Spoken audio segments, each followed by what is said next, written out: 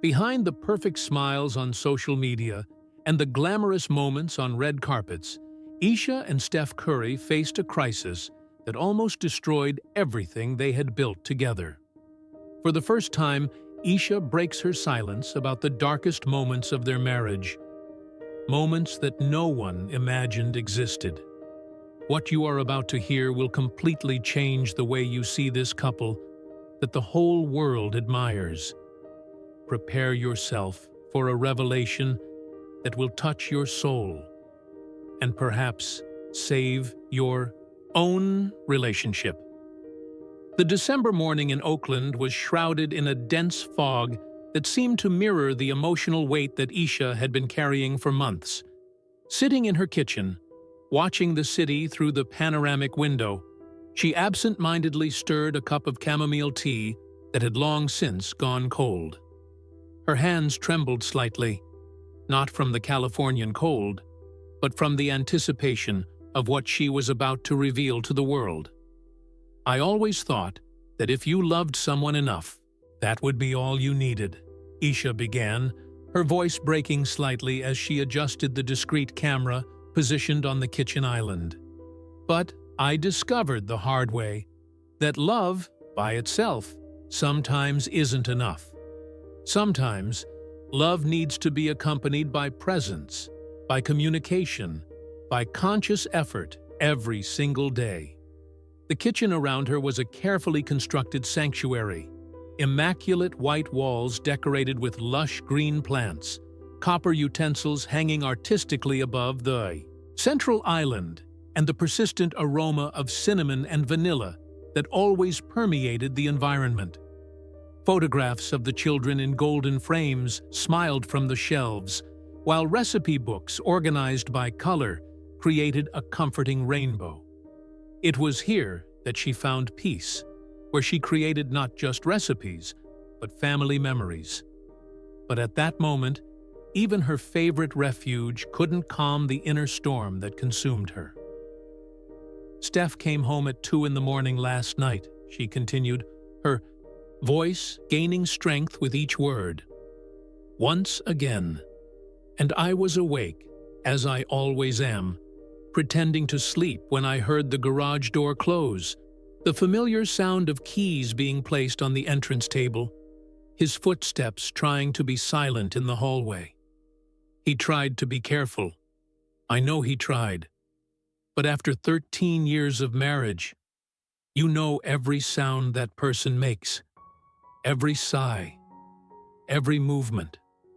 Her hands finally stopped trembling when she placed them firmly on the cold marble of the countertop. The soft morning light highlighted the tears that were beginning to form in her brown eyes, but her posture remained upright, determined to tell her truth. People see our photos on Instagram and think, what a perfect family. They see Steph making impossible shots on television. They see me cooking elaborate dishes in my stories, our children laughing in vacation photos in paradisiacal destinations. And it's all real. These moments exist and are genuine.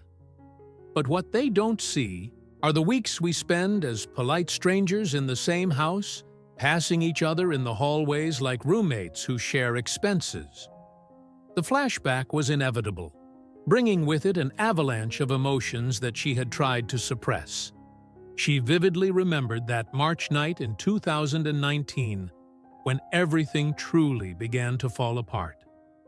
Steph had just returned from a 5-day road trip. Phoenix, Portland, Denver. She could no longer even keep track of the NBA's chaotic schedule. 30. Children were sleeping in their decorated rooms. The house was silent except for the soft hum of the air conditioning system, and they found themselves in the kitchen, exactly where she was now. "How was the trip?" she had asked, trying to sound casual while organizing already clean dishes in the dishwasher, an activity that had become her defense mechanism for dealing with the discomfort of silences. "Good. We won 2 out of 3. Denver was tough. Altitude always kills me," he replied, checking his phone while speaking, the screen's glow illuminating his tired face. "Riley asked about you during dinner today. Cannon, too. He wanted to know when Daddy was finally going to teach him how to shoot from the three-point line like you promised." "Uh-huh," Steph murmured, still scrolling through endless notifications, team emails, agent messages, social media updates. It was at that moment that something inside her broke, not dramatically like in movies, but like a silent and deep crack that slowly spreads until the entire structure becomes compromised, ready to collapse at the slightest touch. "Steph, are you really listening to me?" "Of course, babe. Riley and Cannon. Basketball. I'll talk to them tomorrow morning before practice." "No, you won't. You have that extra practice at 6 in the morning. Then the meeting with the Nike team at 10. Lunch with the investors for your new business at 2.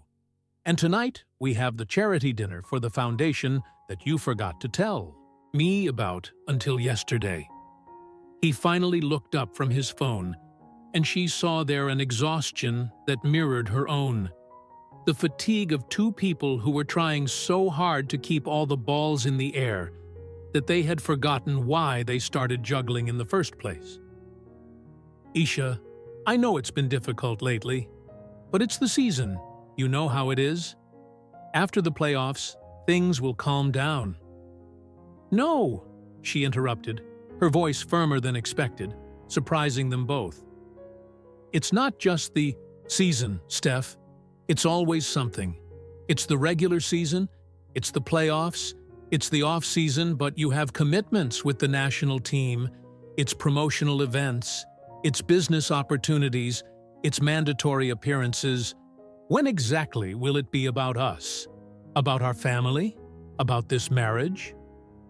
The silence that followed was deafening, filled only by the distant hum of the refrigerator and the tick-tock of the antique clock they had bought together on a romantic trip to Paris, an eternity ago.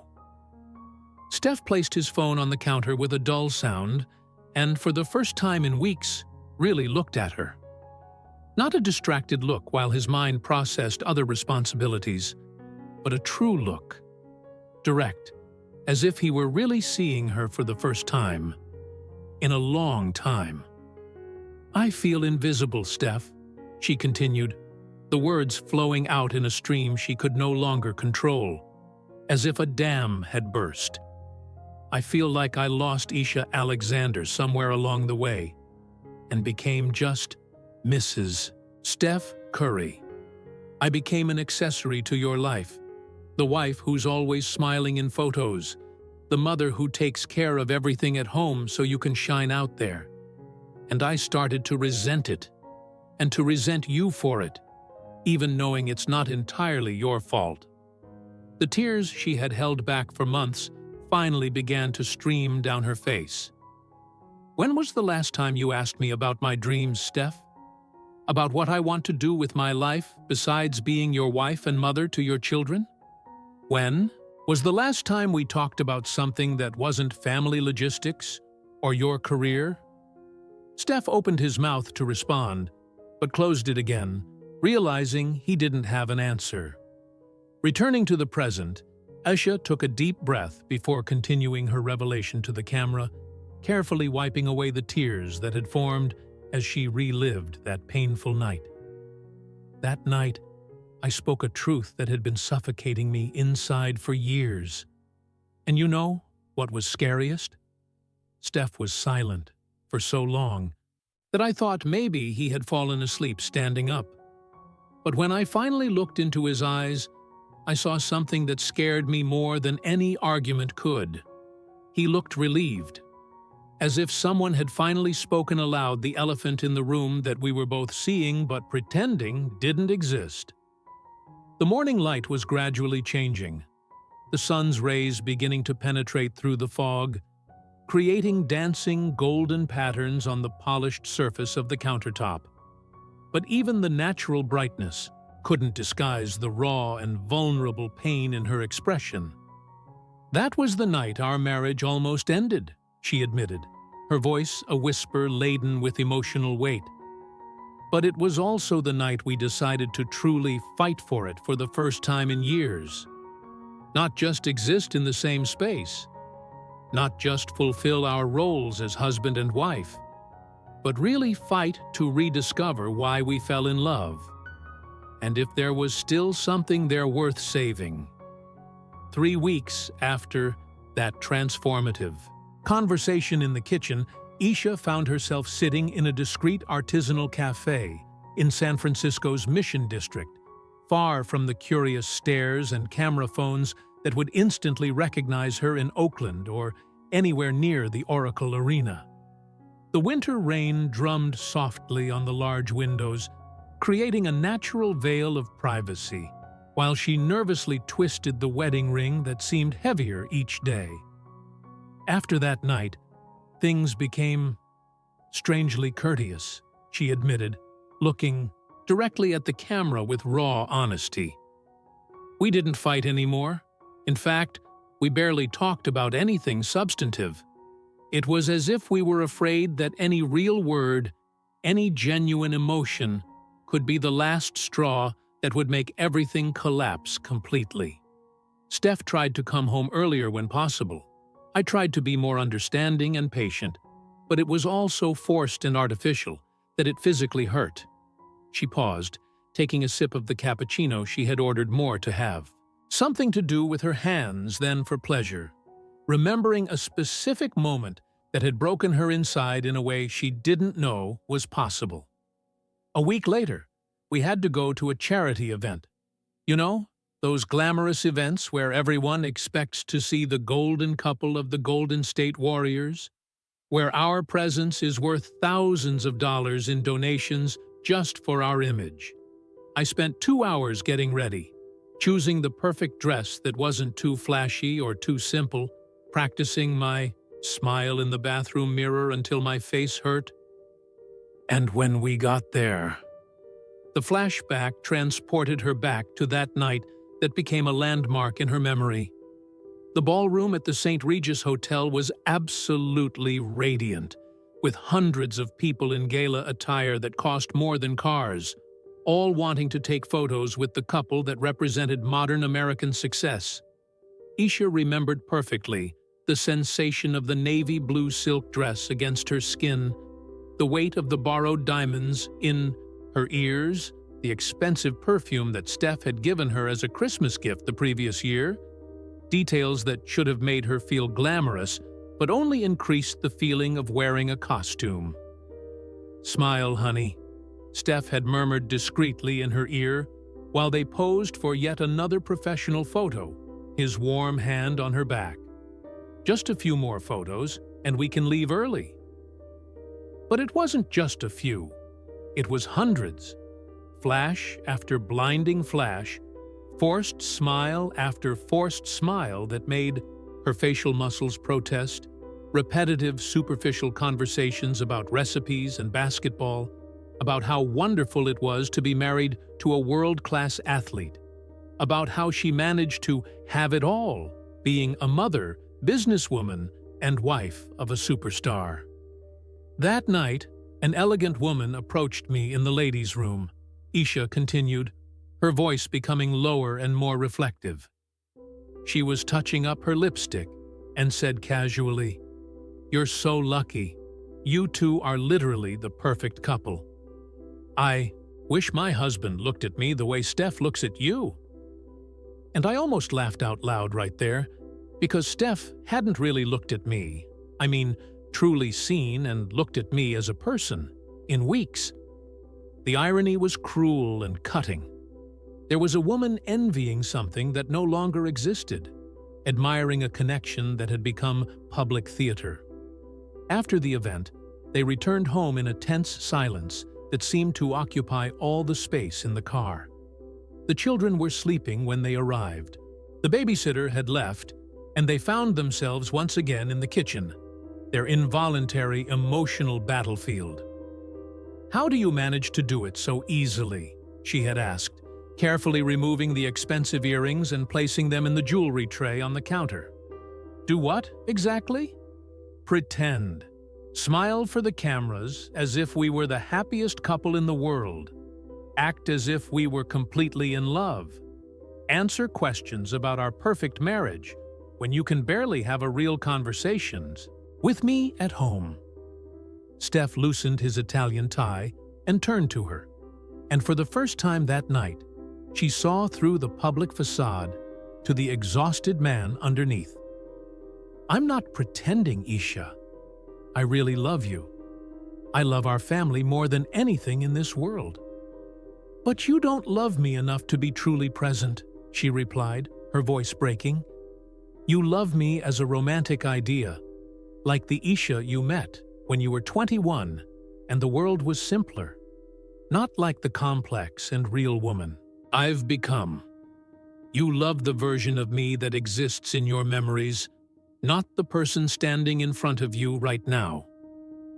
Returning to the cafe in San Francisco, Ayesha discreetly wiped away a tear that had escaped, the sound of rain providing a melancholic soundtrack to her painful memories. What hurt me most was the constant comparison on social media. People always commented about how lucky I was to have Steph, as if I were just an ordinary person who won the genetic lottery of romance, as if I brought absolutely nothing of value to the relationship, as if my own considerable success, my award-winning restaurants, my best-selling recipe books, my television career, were just fun hobbies of the famous player's wife. She showed her phone, scrolling through saved comments that she had kept as painful reminders of how the world saw her. She's only famous because she's married to Steph. Without him, literally, who would know Ayesha Curry? She should stop complaining and be grateful for what she has. I read these comments obsessively, as if I were intentionally punishing myself, as if I wanted to confirm all my worst fears about myself. And the most devastating thing is that I started to believe them, to internalize this narrative that I was just an appendage to his life. The rain had gradually stopped, but the dark clouds remained dense over the city, creating a heavy atmosphere that perfectly matched the emotional weight of her revelations. The cafe was almost empty. That mid-afternoon, just a few people working silently on laptops, and an elderly couple sharing a dessert. It was the kind of anonymity she had lost long ago and for which she felt a deep nostalgia. I started to question literally everything about myself and my identity. Did I really have culinary talent? Or did people only give me opportunities because I was Steph's wife? Did my supposed friends genuinely like me as a person? Or was I just an interesting and useful connection? Did Steph really marry me for true love? Or because I was safe, reliable, predictable?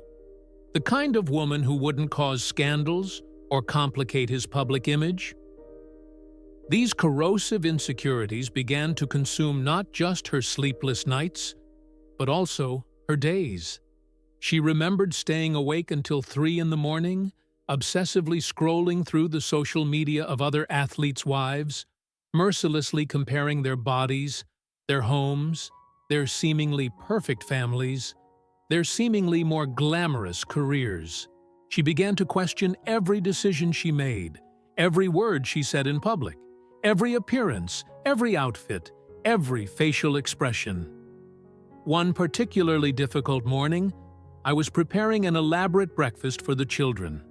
Heart-shaped pancakes, artistically cut fruits, freshly squeezed juice. And Riley, my oldest daughter, looked at me with those eyes too wise for her age and asked, "Mommy, why do you always look sad, even when you're smiling at us?" A 9-year-old child had noticed what I was desperately trying to hide from everyone, including myself. It was in that crystalline moment of childish truth that Ayesha knew, with absolute certainty, that something needed to change drastically before she lost not only her marriage, but also herself completely. That night, when Steph came home, Earlier than usual, he was genuinely trying to keep his promises. I told him we needed to have a real conversation. Not about family schedule coordination, not about social events or professional commitments, but about us. About what was really happening to us as people and as a couple. They sat in the formal living room, facing each other on the expensive leather sofa, with a calculated physical space between them that seemed to perfectly represent the emotional distance they had allowed to grow like weeds in an abandoned garden. "I don't know who I am anymore when I'm not being your wife or mother to your children," she had said, the words coming out in a desperate whisper that broke the silence of the house. "And I'm afraid that you don't know who I really am underneath all these roles I perform either." Dr. Elena Martinez's office in Palo Alto was purposefully discreet and welcoming. No large windows that would allow onlookers side entrance for maximum privacy, carefully spaced appointments so patients rarely crossed paths, and an atmosphere that inspired honesty. It was there that Steph and Ayesha met religiously every Tuesday at 10 in the morning, during 3 intense months that changed not only their marriage, but their own individual identities. Deciding to do couples therapy was absolutely terrifying, Ayesha admitted, adjusting herself in the brown leather armchair that had become familiar and strangely comforting. Not because we were ashamed of needing professional help, we both firmly believe in mental health, but because it meant officially admitting that our marriage was really in serious crisis. And for two people who live constantly in the public spotlight, admitting any kind of imperfection or failure seemed almost impossible. The first session had been a complete disaster of avoidance and superficiality. We literally spent the first 45 minutes talking about absolutely everything except what really mattered, she remembered, with an ironic smile. We talked about our impossible schedules, about the pressures of children with school and activities, about external pressures from media and fans. Dr. Martinez remained silent for a long time, just observing our elaborate dance of avoidance, and then said with a gentleness that somehow made the question even more impactful, "Are you here to really save your marriage, or just to keep up appearances, even to yourselves?" That direct question silenced them instantly, as if someone had cut the soundtrack of their lives. It was Steph who broke first, which completely surprised me. Ayesha continued, an expression of genuine surprise still visible on her face years later. He started crying, not just silent tears, but deep and guttural sobs. I hadn't seen Steph cry like that since Cannon's traumatic birth. And he said, with a vulnerability I didn't know he still possessed, "I honestly don't know how to be a good husband and still be Steph Curry at the same time. It seems like they're two completely different people living in the same body, and I'm failing miserably at being both." That emotionally devastating session became the true turning point in their lives. For the first time in months that felt like years, they were being completely honest, not just with each other, but brutally honest with themselves about the real state of their lives. Dr. Martinez gave us an exercise that initially seemed simple, but proved to be absolutely devastating, Ayesha explained, her hands moving expressively. We had to write a detailed letter to the version of ourselves from 5 years ago, explaining where we were now emotionally and how exactly we got to this point of disconnection. It was one of the most painful things I've ever done in my life. In Steph's deeply personal letter, he had written with cutting honesty, "You're going to discover that success has an emotional price that literally no one tells you about when you're climbing up. You're going to become so obsessed with not disappointing strangers and fans that you'll completely forget how not to disappoint the people you really love." your wife is going to feel completely abandoned and invisible. And you won't even notice because your head will always be somewhere else, always on the next game, the next contract, the next opportunity. Ayesha's equally raw letter said, "You're going to lose your own voice trying desperately to be perfect for everyone. You're going to become so worried about being the ideal wife, the ideal mother, the ideal public figure, that you'll completely forget how to be yourself. And when you finally realize what you've lost, it will be almost too late to recover."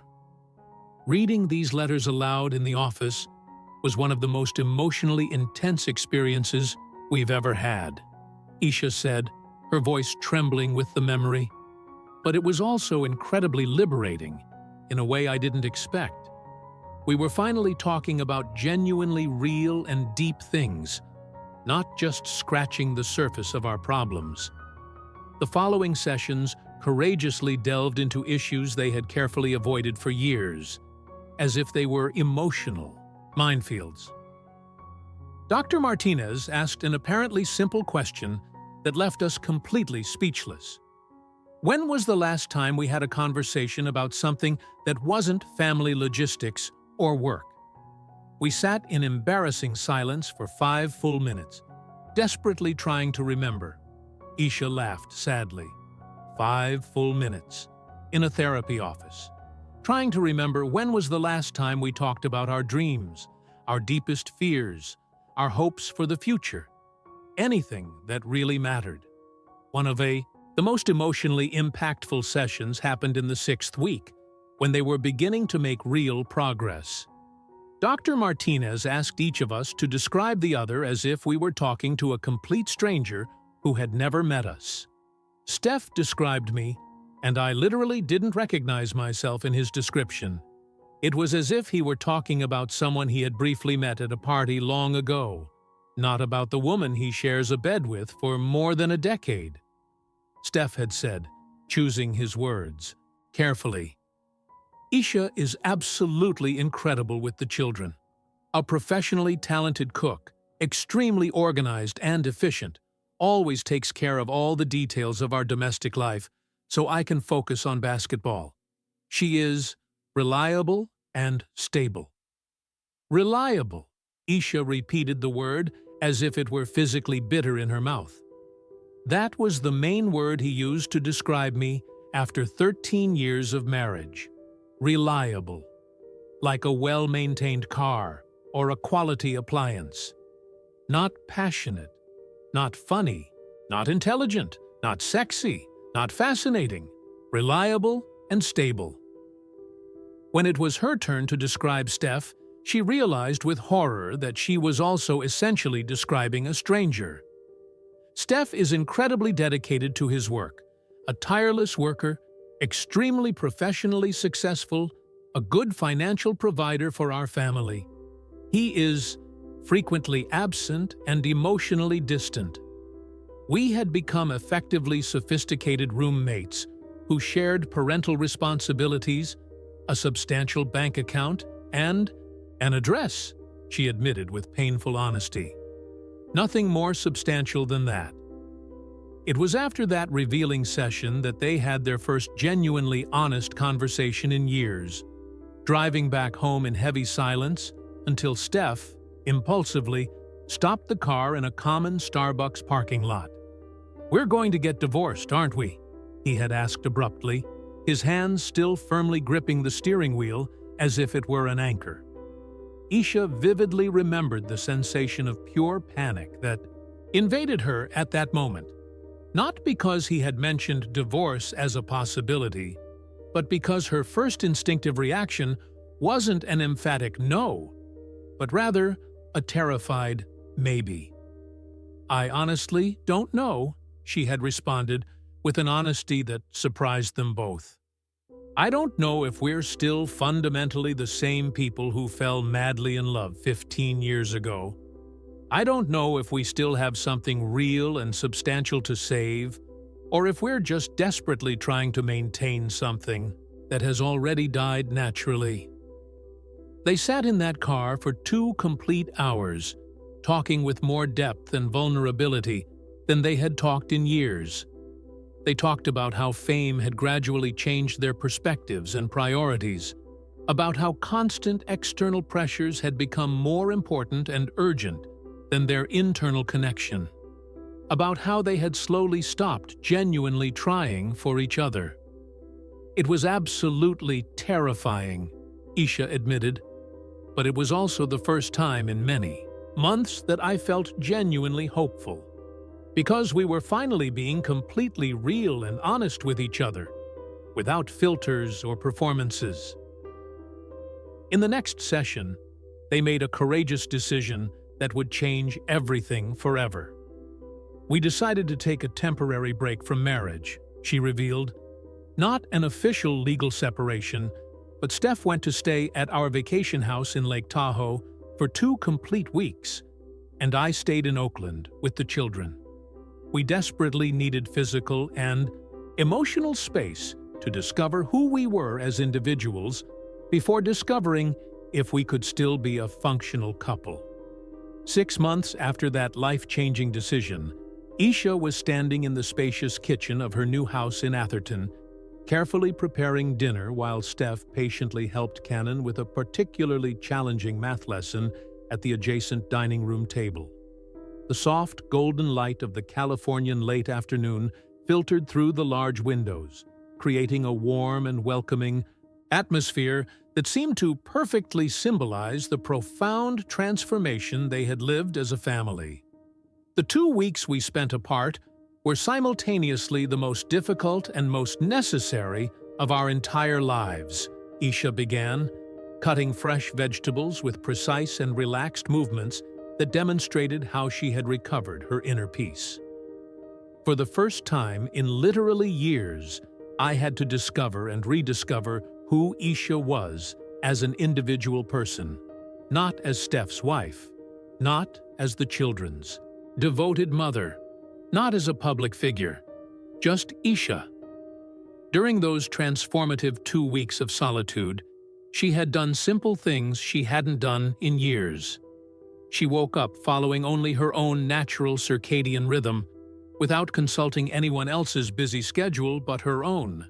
She cooked elaborate experimental recipes just because she wanted to create and experiment, not to photograph for social media or impress guests. She called old friends for long and deeply personal conversations that lasted for hours. She resumed her abandoned morning yoga practice on the porch. She wrote extensively in a journal for the first time since adolescence, processing emotions she had suppressed for years. I discovered, to my horror and relief, that I had lost much more of myself than I ever imagined possible, she admitted with raw vulnerability. I no longer knew what my real favorite movies were, what kind of music I genuinely liked to listen to when I was completely alone, what personal dreams I had abandoned along the way to accommodate everyone else's lives. It was as if I had become a carefully edited version of myself, algorithmically optimized to please everyone except myself. Steph was also going through his own parallel journey of self-discovery in the serene solitude of Lake Tahoe. He called me religiously every night at 9 o'clock. Ayesha smiled genuinely for the first time during the entire emotional interview. Not to talk about complicated logistics or the children's needs, but to tell me in detail about his day. About how he had walked alone on the mountain trail we used to do together when we were young boyfriends and girlfriend, and the world seemed infinitely simpler. About how he had tried to cook, or desperately tried to cook, and completely burned a simple omelet. About how he had sat on the wooden porch for hours and hours, just thinking deeply about his life and our choices. One of those nightly calls had fundamentally changed everything between them. On the 10th night, he called me crying uncontrollably. Ayesha vividly remembered, pausing her dinner preparation to focus on the memory. He said with a vulnerability that broke my heart. I've completely lost myself, Ayesha. Somewhere in the middle of the road between becoming Steph Curry, the basketball player, and Steph Curry, the global commercial brand, I lost Steph the man, Steph the father, Steph the husband.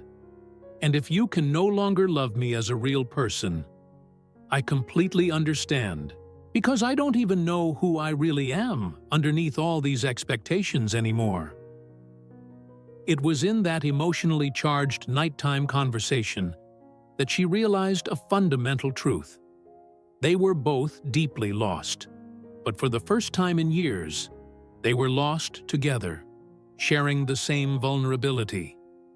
When Steph returned home after the 2 weeks, they established completely new rules and boundaries for their rebuilt relationship. First non-negotiable rule: absolutely no phones or electronic devices during family meals, Ayesha explained, while Steph naturally appeared in the kitchen to help serve dinner, their synchronized movements demonstrating a reconquered intimacy. Second rule: one complete night per week is exclusively ours. No exceptions, emergencies, or excuses. Third rule: absolute emotional honesty, even when, especially when, the truth hurts.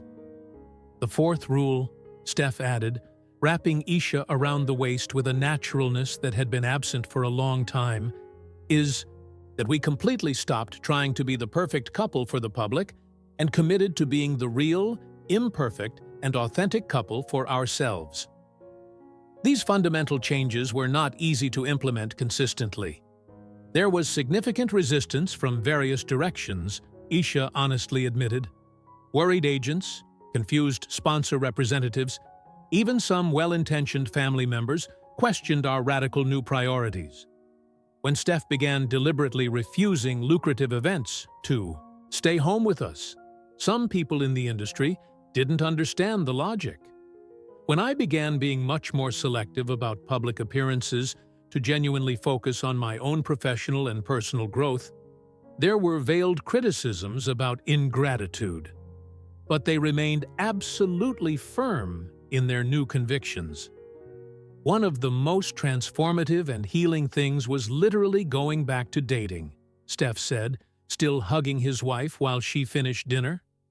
Literally like teenagers, we started going on real and planned dates, without the children, without work discussions, without phones, just the two of us rediscovering each other as people who had grown and changed. These carefully planned dates revealed how much they had changed, grown, and evolved as individuals. I discovered that Steph had developed a genuine passion for artistic photography during his countless travels, something deeply personal he had never shared with me. Ayesha said with admiration, "He discovered that I had started writing seriously. Not just recipes or social media posts, but deep personal stories, childhood memories, philosophical reflections on our journey as a family." Perhaps the most significant and lasting change was in how they came to handle individual professional success. We completely stopped seeing our careers as competitive or mutually exclusive and began to see them as genuinely complementary, Ayesha explained with enthusiasm. Steph began to actively promote, and with genuine pride, my culinary projects, not as a marital obligation, but because he was really fascinated and proud of my creative work. And I began to support him in a much more mature and sophisticated way, deeply understanding the unique pressures he faced without personally resenting them. The moment that crystallized and symbolized their transformation happened 3 months after the official reconciliation. We were at a glamorous public event, very similar to the one that had been so emotionally painful before, Ayesha remembered with a radiant smile. But this time, when a journalist asked me the usual question about what it was like being married to Steph Curry, I responded completely differently. "It's absolutely wonderful being married to my best friend and life partner," who happens to also be an extraordinary athlete.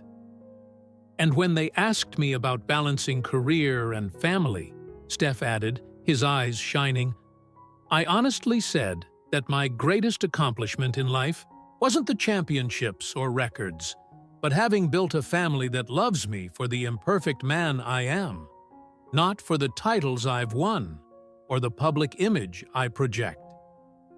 As they lovingly prepared the table for family dinner, the children running joyfully around the house, the atmosphere full of genuine laughter and animated conversations, Ayesha made her final and deepest reflection.